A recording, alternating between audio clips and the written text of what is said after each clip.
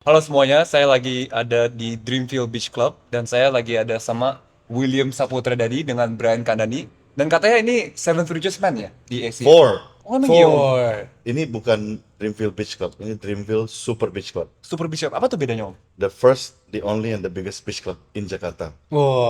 and it's yours. Ya, sama teman-teman lah. Sebenarnya apa yang menginspirasi om bikin beach club ini sebenarnya? Iya, senang untuk bisa kumpul sama teman-teman, terus kenal banyak orang baru ya. Di sini mungkin sehari sekitar 1.000 sampai 4.000 orang yang datang. Jadi ya oke lah. Bentar lagi juga kan di Peak tol baru juga exitnya sama entrance-nya bakal keluarnya langsung di depan sini. Jadi untuk kita hangout sama family, sama temen, business partners, ya, new clients, lumayan representatif. Terus suasana juga udah kayak di Bali, ada pantainya aja ini private beach club, private beach ada 1,2 kilo panjangnya dan putih bersih gitu. Bobby Ya. sering kesini om? Lumayan dia seneng tanning, jadi kadang-kadang dia tidur siang di sini. Bobby biasa ngapain di sini? Dedi? Ngitemin badan, Ngitemin sama badan. bawa cewek lagi. Cewek dari Tapi mana, Om? masih mending lah, untuk dia nggak bawa cowok. Jangan ikutin ya kayak gitu. Dia nggak oke? pernah bawa cowok tapi. Ya nggak tahu, awas tapi kalau gitu. Ini siapa om? Ini Brian, my good son. The good son ya. Dari istri ke bapak om? Saya lupa, coba kamu tanya mama kamu nanti ya. Saya tanyain ya. Jarang pulang ke rumah sih, Dedi. Iya, kamu gimana bisnis Brian? Lancar, Dad. Jadi bisnis apa nih sekarang? Namanya apa? Aku lagi bangun Frazier Personal Branding Agency. Bisnis apa dia? Jadi bisnis aku bantu top entrepreneurs, top specialist untuk grow personal branding mereka. Dad. Kliennya udah banyak? Ya, hampir 100 lah. Siapa klien-kliennya? Corporate, personal, Jadi klien aku is the people, like the CEO, the founders dari perusahaan-perusahaan besar. terus mereka mau ngapain? Mereka mau build reputation, build image. Oh, melalui social media. Melalui Jadi, social media. kayak social media production house lah gitu. Yep, kita agency yang bantu terima beres. Jadi mereka punya ngapain? Profilnya di kamu bantu post gitu. Jadi kita bantu terima beres end to end, Dad. Kalau gitu kamu harus beresin Bobby itu coba. Beresin Bobby. Profilnya kok berantakan banget. Party, ngabisin duit, kredit card saya udah nggak tahu berapa banyak itu. Boncos ya. Iya, tapi untung masih pintar juga cari duit. Kenapa sih om? Siap. Bobby sama Brian kenapa beda banget om? Kalau boleh tahu. Ya mamanya kan beda. Emang om inget mamanya siapa aja om? Enggak sih, ntar kamu coba tunjukin fotonya.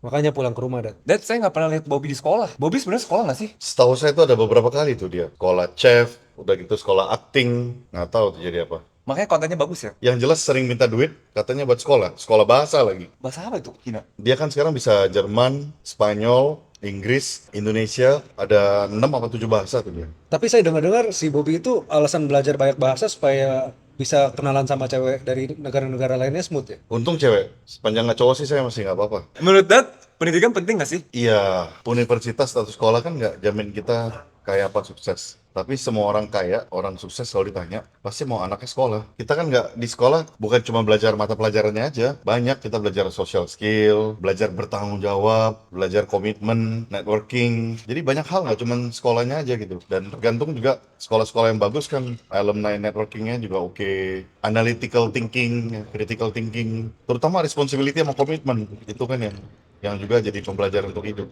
Dad, cuman kan ayah anak you, tapi ayah nggak kuliah nggak apa-apa. Lagian ayah juga udah hasilin miliaran dari dia. Responsible loh. Good Mama son, kamu kan? mau kamu kuliah apa nggak? Tadinya mau sih. Iya, makanya kalau orang tua pasti maunya anaknya kuliah, tapi ya itu balik lagi nggak menjamin sukses kan, buktinya Brian belum kuliah tapi sudah oke, udah buat miliaran jadi miliarder. Ya sepanjang responsible, tapi suatu saat saya tetap rekomen kalau bisa ambil hybrid atau apa di Ivy League, tetap ada sekolah formal. Jadi misalnya suatu saat kayak di Indonesia nih, kalau kamu mau ngajar jadi dosen kan kamu nggak bisa ngajar jadi dosen S1 kalau kamu nggak punya graduate dari S2. Tapi you yang bayarin kan, Dad, nanti. Ya kamu udah bisa cari duit sendiri pakai kamu punya sendiri aja. Malah kalau bisa kamu udah bayar diri sendiri, buat lagi program scholarship untuk orang sepantaran kamu gitu loh. Jadi buat tim kamu bisa kuliah bareng, itu baru keren namanya. Itu baru keren. Iya. Tapi Bobby dikasih duit, aku nggak dikasih duit lagi. Ya kamu kan udah beda era, kamu kan udah lebih jago. Dad dulu sekolahnya pinter nggak? Nah itu penyesalan saya salah satunya ya. Saya nggak serius waktu awal-awal, tapi terakhir-terakhir ya lumayan lah.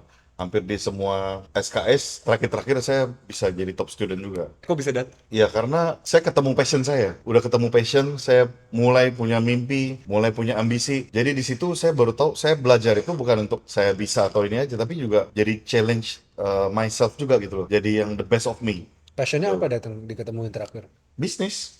Bisnis. Jadi waktu saya kuliah itu saya dengar dari senior saya, dia cerita dia baca majalah Fortune. Saya coba ikutin lihat, wih keren ya CEO ini, CEO itu gitu. Terus rektor saya waktu itu ya, saya ikut kelas leadership. Jadi 16 kali pembelajaran, 16 kali beda pengajarnya, dosen tamu semua.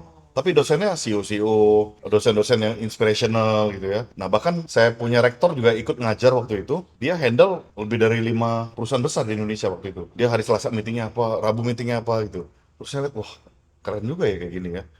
Terus dari sana saya jadi punya motivasi gitu loh, pengen giving my best aja gitu.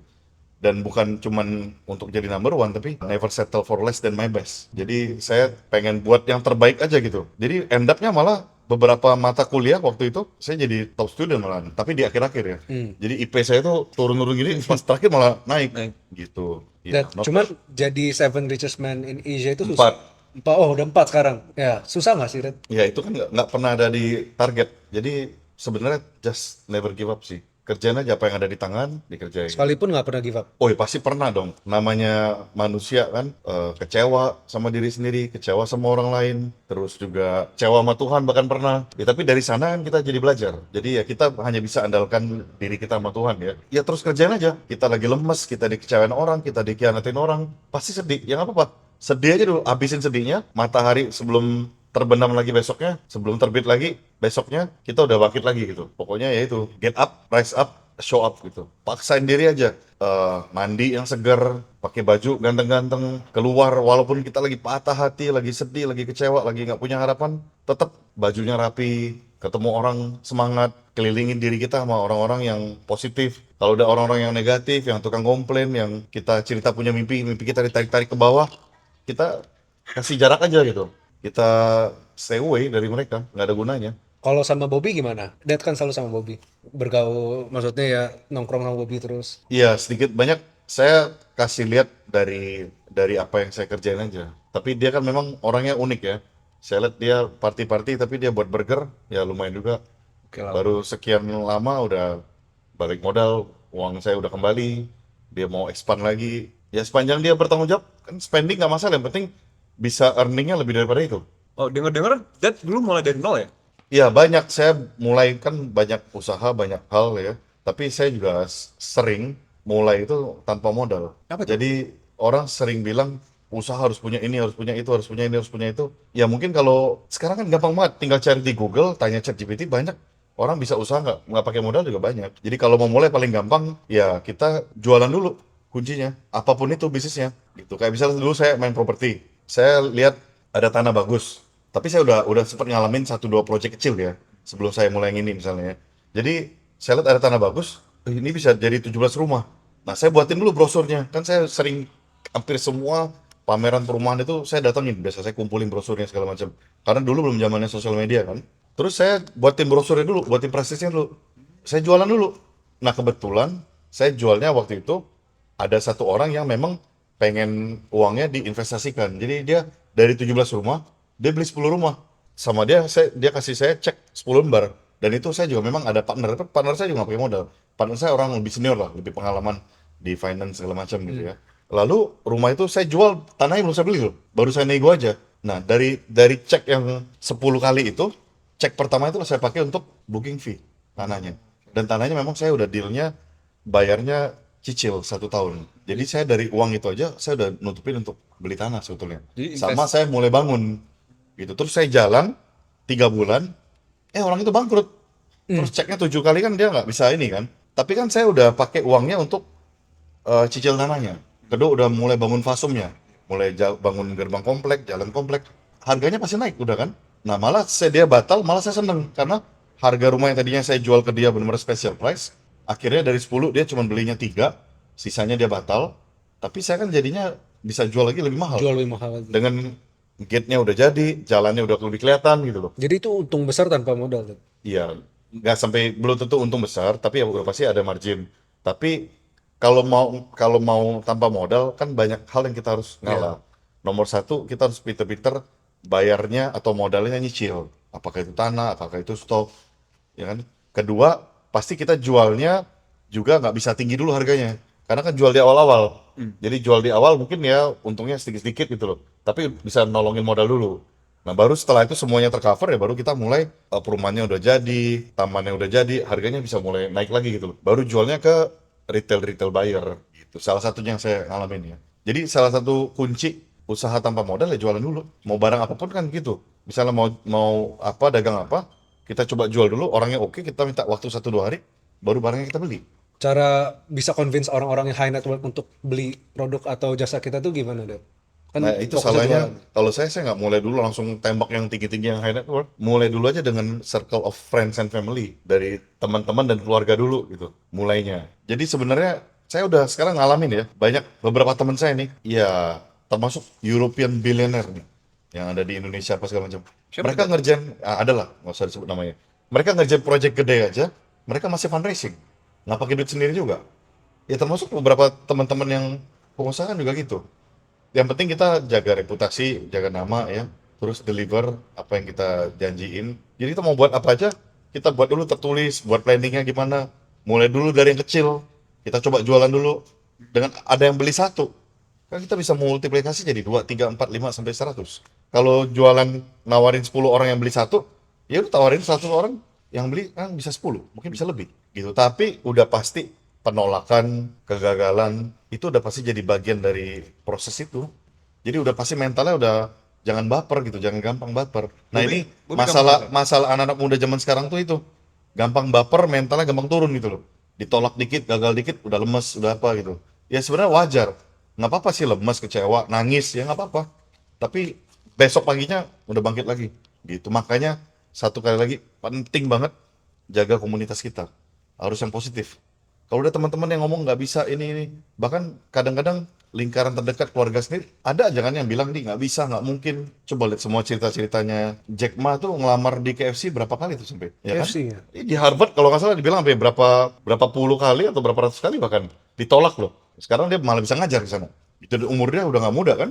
Secara tampang juga nggak ada. Menurut Dad, penampilan penting nggak? Ya penting dong. Jadi bukan berarti harus terlahir ganteng segala macam, minimal rapi.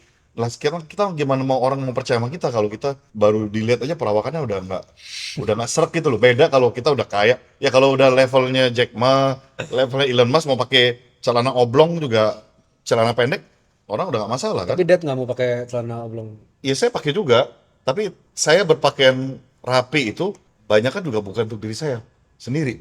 Karena saya respect sama lawan bicara saya dengan tamu saya. Hmm. Ya bukan berarti kita harus ini terus ya, tergantung. Jadi ya kalau kita baru mulai, kalau bisa rapi kenapa enggak gitu. Ya mau santai juga casual juga nggak apa-apa, tinggal lihat situasinya kan. Dan saya pakai itu karena saya respect dengan tamu saya, dengan lawan bicara saya. Dad, tapi kan uang Dad sekarang udah nggak kehitung banyak banget ya. Tapi yang aku selalu kepikir, apa sih arti uang buat Dad dengan uang sebanyak ini sekarang? Saya tuh pernah lihat satu acaranya Oprah Winfrey gitu. Terus Oprah Winfrey itu lagi ngomong soal uang. Nanti coba cari deh di YouTube. Dia bilang soal uang, terus ada yang nyeletuk. Ah, uang itu nggak penting itu. Oprahnya sampai marah tuh dia berdiri. Dia bilang, ngomong uang itu nggak penting, sampai papa mama kamu sakit, kamu nggak bisa obatin. Baru datang ke saya bilang uang itu nggak penting.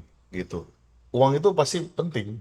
Tapi ya memang uang bukan segalanya. Lebih baik kita sedih patah hati tapi punya uang daripada sedih patah hati terus nggak punya uang. Ya bukan berarti uang segala-galanya juga gitu loh. Karena banyak juga kan orang kaya nggak bahagia. Tapi lebih baik tidak bahagia kaya daripada tidak bahagia tapi juga masih struggle gitu loh. Dan nggak selalu hidup itu nggak selalu begini terus. Jadi saya dan teman-teman saya juga banyak yang udah mencapai sekian. Ada aja tiba-tiba krisis datang. Kita bayar gaji karyawan aja nggak bisa. Saya pernah sampai mau makan aja nggak bisa. Mau makan nggak bisa, Dad. Terus tau nggak saya mau ngapain? Waktu itu saya pakai puasa 7 hari, nggak makan sama sekali loh. Jadi kurus Minum air putih, iya, kan jadi bonus. Jadi gantengan, jadi muda, jadi detox. Nah kan punya pilihan nih, makan nggak bisa, nggak punya uang, bisa punya pilihan desperate, jadi mencuri, jadi ini, jadi itu, atau jadi apa macam-macam aneh-aneh. Saya pilih ya udah coba, saya puasa tuh 7 hari, minum air aja. Tapi memang saya udah pernah ya, saya udah pernah 9 kali seumur hidup saya puasa 7 hari 24 jam nggak makan, cuma minum air aja. Itu hari ketiga keempat itu mata udah bersinar banget, terang gitu loh. Pasti hari satu dua paling berat hari pertama lah, berat banget, jadi apa, lemes, pengen makan terus. Saya seneng banget makan. Iya kalau kita puasa itu, kalau di iman saya ya, itu kan artinya kita tuh merendahkan diri di hadapan Tuhan. Jadi kita bukan kedagingan kita yang kita isi gitu. Jadi kita lapar itu justru kita jadi bertumpu sama dia gitu. Dan mau denger dia mau ngomong apa sama kita. Itu biasanya lebih sensitif. Dari sana juga akan muncul rasa bersyukur, grateful ya. Tapi Daddy, kok perutnya masih buncit sih? Pentingan mana? Six pack atau six digit? Digit. Jadi ini itu by design. Saya kemarin sempat kurusan, cuman saya lihat saya tuh malah jadi tua. Saya gendutin dikit ya, agak kebablasan dikit gitu loh. Ya banyak sih, bukan dikit. Nah, tapi saya lihat-lihat bagus juga nih. Saya selalu lihat problem itu jadi satu kesempatan. Karena saya udah gendutan dikit dan saya tahu cara kurus kan. Nah, ini saya mau lagi buat klinik sendiri. Beauty klinik sendiri. Slimming. Jadi saya mau rencana nih mulai besok. Saya selalu diet itu start tomorrow. Jadi mulai besok saya mau coba saya post foto saya nggak pakai baju lagi gendut nih. Tapi tiap hari saya diet olahraga. Jadi turun. Jadi orang juga bisa lihat secara real. Emang kalau kita usaha itu bisa gitu loh. Baru sekalian saya mau launching klinik yang baru gitu. Jadi ini memang sengaja buat kalian ketawa dulu. Lihat nanti bentar lagi. Bentar laginya tuh kapan, Dad? Iya. Kayak dulu Dad bilang mau pulang ke rumah, cuman Paling telat 10 tahun nggak paling pulang. telat itu mama kamu yang cerita. Iya. Siapa namanya? Nanti kita lanjut ya. Iya, rencana akhir tahun lah. Akhir tahun udah lebih ideal. Tapi saya nggak mau sekurus yang kemarin sih. Hmm. Jadi pas kita mau launching klinik yang baru, jadi itu dipakai kesempatan. Lagi gendut bisa dimonetasi dengan kasih lihat program diet sama exercise. Tapi Lagi nggak ada duit, puasa 7 hari. Saya udah pernah post juga waktu itu. Puasa 7 hari, saya geber olahraga. Emang Meeting iya, Dad? biasa, tetap juga lihat orang makan.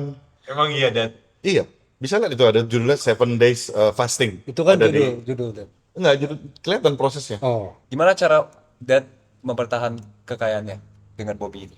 Iya, pepatah Cina kan juga bilang semakin tinggi padi semakin merunduk. Jadi harus tetap humble sebetulnya. Makanya saya terakhir-terakhir kan saya sudah bilang sama dia, jangan cuma party-party aja nggak penting gitu loh. Jadi harus tetap bantu orang. Ya bantu orang lah banyak, bukan cuma melalui uang aja ya, tapi juga waktu, sharing gitu, care sama anak-anak muda, dimotivasiin. Ya dengan cara bantu orang sebetulnya. Om sering, Bukan Dad bukan sering bantu orang. Iya lumayan tapi kan nggak perlu kita push. Terutama anak-anak muda ya. Saya tuh seneng banget kalau ketemu anak-anak muda ya kayak kalian itu yang juga sukses semangat gitu. Malah saya lebih banyak belajarnya. Tadinya mau coba sharing, menurut saya malah saya lebih banyak belajar dari kalian nih. Jadi Brian tantangannya apa selama ini bisnisnya? Tantangannya ya karena aku nggak punya background kuliah bisnis, nggak punya knowledge bisnis pas mulai, nggak ini this is my first business. Jadinya untuk bisa belajar sesuatu itu dari trial and error, dari merambah-rambah sendiri. Gitu. Oh, kamu udah berapa lama kerjanya? Kalau bekerja cari uang udah 2,5 tahun, tapi bisnis yang sekarang udah 1 tahunan lebih. Oh, udah jadi udah resmi semua badan hukum apa segala macam. Udah resmi dong. Keren. Berbayar pajak juga. Nanti tahun depan kan baru baru dapat Oh NPWP iya. tahun ini. Oh, karena baru umur 17 ya? Baru umur 18 tahun Sekarang ini. 18? Iya. Ya. Baru bisa. Hmm. Tapi Dedi bayar Jadi, pajak. iya dong. Hmm. Kamu mimpinya apa jadi? Planningnya apa ke depan? Mimpi akhirnya apa? Mimpi akhirnya kalau purpose hidup masih proses mencari sih, Dad. Kalau short termnya apa yang Kalau mau short diraih? termnya to become a market leader is something kan. Cuman untuk stay jadi market leader seperti sekarang sampai ke depannya is something more. Jadi aku terus masih mau fokus untuk jadi market leader sih Oke, di bidang yang ini ya. di bidang personal branding agency. Kalau ini mentor kamu siapa sekarang yang kamu sering belajar? Terutama mentor aku yang aku paling appreciate sih papaku sendiri sih dan mamaku. Jadi kayak dari aku kecil sampai hari ini mereka orang yang selalu ada buat aku. Bukannya berarti bisnis aku diwarisin mereka, dimodalin mereka, tapi yang dimodalin paling mahalnya sih in terms of value sih. Visi hidup kamu apa jadi? Visi hidup aku untuk jadi hamba yang baik aja. Hamba Tuhan yang baik. Hmm. Karyawan udah berapa jadi Brian sekarang? Kurang lebih 20 sekarang. 20? 20. Waduh. Jadi kamu lihat ekspansinya lebih ke sini aja fokusnya. Ya aku percaya sama fokus sih, Dad. Keluar kota, keluar negeri, Kita so far masih di mentok-mentok Bandung. kliennya udah ada orang asing? Belum. Belum ada. Ya. Tapi ada yang konten bahasa Inggris juga. Konten bahasa Inggris ada. Ya boleh dong, harus biar bisa keluar dari Indonesia juga. Saya lihat kan banyak juga kebutuhan itu di luar ya. Go Soalnya, international ya. iya. Dan dengan bahasa Inggris kan jadi bisa diakses banyak orang juga untuk pasar, untuk follower. Tapi menurut Dad personal branding itu gimana? Like in general. Iya penting banget sih di zaman saya mana nggak ada yang namanya personal branding ya. Tapi ya dengan sosial media sekarang penting banget. Jadi saya lihat itu bisa jadi kendaraan bisnis yang bagus juga. Dengan personal branding kan sekarang mungkin kamu nggak perlu cari-cari orang, banyak orang yang approach kamu, Ya. ngajakin bisnis bareng. Jadi nggak perlu kamu yang keluar, malah sekarang yang datang kesempatan lebih banyak. Ya itulah salah satu benefit personal branding ya. Enak ya. Enak dong. Makanya nggak mau kuliah lagi ya. Boleh nggak Dad? Nggak kuliah. Iya harus ini dong kalau bisa nanti disempetin ya sekarang nggak apa-apa dulu sambil jadi supaya kamu juga tahu mau ambil jurusan apa mau fokusnya di mana lagi jadi lebih pertajam nggak perlu buru-buru juga sih kamu udah punya pacar ya? bisa dia omongin nanti lah, Dad. Cewek atau cowok? Cewek dong, Dad. Awas ya kalau cowok ya. Sukanya cewek dong. Jadi kamu sukanya cewek? Sukanya cewek dong, Dad. Suka cewek yang kayak apa? Yang takut akan Tuhan, cakep, sevisi, Cakep bukan cantik. cantik sih. Sevisi, visi kamu apa makanya tadi? Visi aku untuk jadi hamba Tuhan yang baik. Hmm. Karena Pokoknya nanti kalau kamu udah mau punya pacar, harus kasih daddy lihat dulu harus di approve orangnya. dulu. Iya, jangan jatuh cinta dulu. Jangan jatuh cinta dulu kalau belum di approve. Daddy lihat dulu, udah oke, baru nanti kita ngobrol lagi. Bobby punya pacar yang mana ya? Yang usia dia tadi. Dad. Lupa juga saya. Lupa ya. Nanti kamu coba telepon ya, suruh dia kasih lihat dulu ya. Tapi nanti kasih lihat lupa juga, Dad. Percuma dong. Nah itu makanya penting juga, kamu kalau saya lihat udah oke, kamu harus ajak papa mama juga ketemu. Saya Langsung. mau lihat, iya dong, harus lihat bibit, bebet, bobot. Hmm. Memang harus lihat semuanya, saling kenal. Jangan jatuh cinta dulu justru. Harus ajak ketemu Dad dulu. Iya. Bobby Jangan bakal- pakai nginep-nginep ya. Jangan dong. Jadi pengalaman sama cewek udah banyak, Dad. Udah kebanyakan. Oke. Terus dari pria sejati itu gimana, Dad? Jadi pria sejati. Kan pengalamannya udah banyak. Yang saya ingat pria sejati itu perubahan bukanlah perubahan sampai terjadi perubahan. Berat itu memang. Tapi bukan berarti nggak bisa ya. Menurut Dedi, kita tuh cowok harus cari perempuan yang seperti apa? Udah ada itu jawabannya sebenarnya. Buka di Amsal 31 ayat 10. Udah pernah dengar belum? Belum tuh. Apa itu? Nah, coba kamu buka. Amsal 31 ayat 10. Coba baca judulnya apa. Ini bagus nih, biar untuk semuanya juga. Istri yang cakap, siapakah akan mendapatkannya? Ia lebih berharga daripada permata.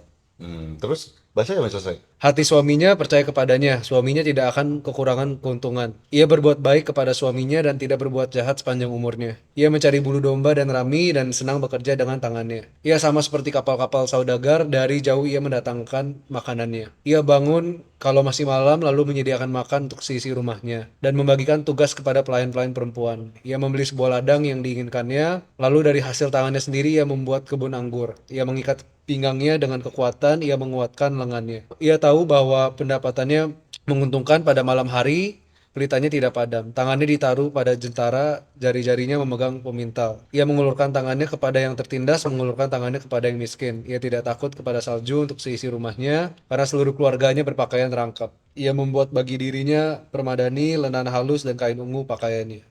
Suaminya dikenal di pintu gerbang apabila ia duduk bersama-sama para tua-tua negeri. Ia membuat pakaian dari lenan lalu menjualnya. Ia menyerahkan ikat pinggang kepada pedagang. Pakaiannya adalah kekuatan dan kemuliaan. Ia tertawa tenang tentang hari depan. Ia membuka mulutnya dengan hikmat, pengajaran yang lemah lembut ada di lidahnya. Ia mengawasi segala perbuatan rumah tangganya, makanan, kemalasan tidak dimakannya. Anak-anaknya bangun dan menyebutnya berbahagia, pula suaminya memuji dia. Banyak wanita telah berbuat baik, tetapi engkau melebihi mereka semua. Kemolekan adalah bohong dan kecantikan adalah sia-sia, tetapi istri yang takut akan Tuhan puji-puji. Berilah kepadanya bagian dari hasil tangannya, biarlah perbuatannya memuji dia di pintu gerbang. Nah, jawabannya bukan. Jawabannya. Jawabannya itu. Tapi kamu tahu nggak itu ayat buat siapa? Buat perempuan atau buat laki-laki menurut kamu? Judulnya tadi apa coba? Istri yang cakap siapakah akan mendapatkannya? Menurut kamu ini ayatnya buat siapa? Buat istrinya. Benar. Tapi ini juga bisa buat cowoknya. Gitu ya? Jadi kalau kamu mau dapat istri yang kayak gini, berarti kamu harus memataskan diri untuk dapat istri yang seperti itu. Artinya memantaskan diri dulu ya? Iya, sebagai laki-laki. Tadi kan kamu tanya, tipe istri idaman atau itu yang seperti apa? Ya boleh, sebegitu idaman calon istri itu, sebegitu baiknya, dia mau nggak dengan kita gitu loh. Makanya kita yang harus memantaskan diri dulu. Jadi itu bisa untuk dua belah pihak, untuk cewek mah, untuk cowoknya gitu loh. Jadi banyak. Kalau kamu mau punya dapat istri yang seperti itu, harus menjadi laki-laki yang juga pantas untuk dapat istri yang kayak gitu. Kalau nggak, dia mana mau. Jadi banyak cowok mimpi ceweknya ketinggian tapi dirinya sendiri kurang ya? Iya, sebaliknya juga gitu. Makanya ini nih satu yang aku berhari-hari terakhir ini selalu saya lihat ada sekilas ya di sosial media gitu ya. Mulai trennya kok banyak orang ya, saya nggak usah bilang perempuan laki-laki deh. Itu ngomong tentang lawan jenisnya terus gitu loh. Kalau miskin, dah jauh-jauh aja, alergi gitu. Atau cuma modal itunya doang misalnya gitu. Mau kondo. Ya, saya nggak bilang ke arah sana lah. Jadi intinya, saya juga capek sih lihat kayak gituan ya. Saya nggak tahu banyak kak kalian yang lihat-lihat kayak gituan ya. Nggak sekarang, kalau si satu orang ini mau pasangannya semuanya udah ada, kaya raya, apa. Sekarang orang yang cowok yang kaya raya juga mau nggak sama perempuan yang cuma maunya kayak gitu doang ya kan nggak belum tentu mau juga gitu loh. Jadi menurut saya mulai dari diri sendiri aja ya. Nggak usah ngata-ngatain orang gitu loh. Mulai dari diri sendiri aja. persiapkan diri sendiri. Kita memantaskan diri aja gitu dibanding ngarepin si ininya harus ini gitu. Kadang-kadang capek juga liat di sosial media itu. Dan ini saya nggak tahu kok cowok-cowoknya pada diem-diem aja. Tapi banyak ya, sekarang cowok sama cewek nggak bener ya, Dit. Ya banyak saya juga nggak benar. Namanya manusia. Iya, jadi kita refleksi ke diri sendiri aja lah. Ya saya aja banyak buat kesalahan, banyak buat ya kalau dosa nggak usah ngomong lah ya.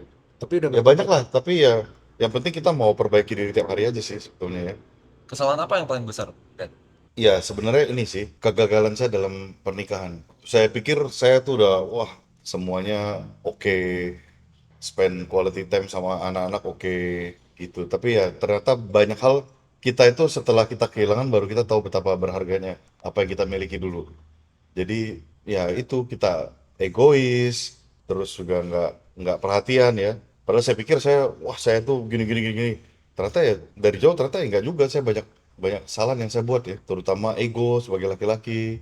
Itu kesalahan saya, salah satu yang paling paling saya sesali. Kalau message buat Om yang waktu itu di titik kesalahan itu apa Om? Kalau bisa kasih advice ke umur yang lebih muda, versi om yang lebih muda. Kalau dibilang disesali, ya pasti disesali. Cuman semua fase hidup itu memang udah jadi ini ya. Menurut saya kita harus harus pelajari. Kalau saya bisa balik lagi ke sana, atau bukan saya balik lagi ke sana kan udah nggak mungkin ya. Balik lagi ke masa lalu maksudnya. Tapi kalau saya kasih nasihat ke teman-teman saya yang masih dalam pernikahan, teman-teman laki-laki ya. Seandainya saya ada di posisi mereka, dikasih kesempatan lagi, Iya. saya akan buat istri saya jatuh cinta sama saya setiap hari. Itu kayak judul satu stasiun TV tuh. Caranya Setiap hari gimana, jatuh Dit? cinta lagi. Caranya gimana, Dit? Ya kayak dulu waktu pacaran. Jadi dari bangun tidur apa, saya lihat orang banyak kehilangan itu gitu loh. Jadi kita take it for granted kalau udah menikah, udah ini, apalagi udah punya anak, masing-masing punya tentu prioritas anak, ada kerjaan lagi apa segala macam gitu. Dan tetap harus dari diri sendiri, nggak bisa kita buang semua ekspektasi sama pasangan, mulai dari diri sendiri aja gitu. Dan kita yang kita kasih itu sehingga kita berikan ke pasangan itu dari kelebihan kita. Kita punya sumber yang nggak habis-habis nih. Kita sendiri punya mental kuat, punya ini. Jadi yang kita kasih itu juga dari kelebihan kita. Jadi nggak cuma saling melengkapi. Jadi masing-masing memberi dari kelebihannya gitu loh. Makanya saya kalau dikasih kesempatan lagi ya itu, saya coba akan menangkan hatinya tiap hari, tiap pagi, siang, sore, malam. Itu kesabaran yang kita itu nggak punya. Waktu kita ambil semua segala sesuatu take it for granted gitu. Dan banyak pasangan itu kelihatan masih bersama tapi udah tidurnya sendiri-sendiri, udah punya aktivitas sendiri-sendiri, banyak saya temuin, cuman nggak kelihatan aja dari luar. Iya kalau jangan lihat dari sosial media semuanya kebanyakan baik-baik tuh, tapi banyak tantangan dan kan wajar sebetulnya ya. Jadi jangan jangan berusaha merubah orangnya, tapi merubah diri sendiri aja. Itu yang saya sesalin, saya nggak banyak refleksi. Malah saya pikir dulu, oh saya tuh best father ever. Malah saya pernah ke Hollywood di Amerika, kan ada jual patung-patung award tuh ya. Saya beli award untuk diri saya sendiri. The best father, the best husband gitu loh. Terus saya kasih gitu. Kan bodoh banget itu karena ngerasa emang saya udah ini banget gitu loh. Ternyata kan banyak yang kita lakukan tuh salah, nyakitin secara kita sadari apa enggak gitu loh. Jadi memang itu Anak yang paling sukses siapa, Dan? adalah saya sayang semuanya sih. Cuma kadang-kadang kan kita nggak bisa tunjukin. Ntar mereka tambah manja. Bobby manja ya? Awas ya kamu denger Bobby ya. Tapi dia kayaknya suka sih, Dit. Dari kemarin nanyain terus. Awas loh.